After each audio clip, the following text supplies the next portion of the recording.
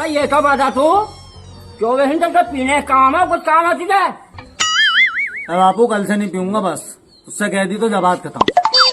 ले 20 रुपए लेकर जा, चीनी चाय लेकर जा, जल्दी जल्दी जल्दी से। अबे क्या कच्चे में पिया?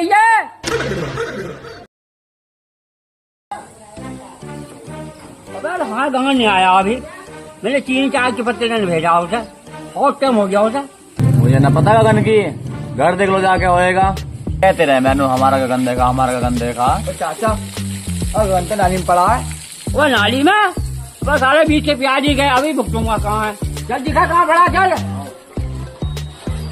देखो चाचा वो पड़ा गगन। अरे बाबा, अबे ये गगन थोड़ा ही है।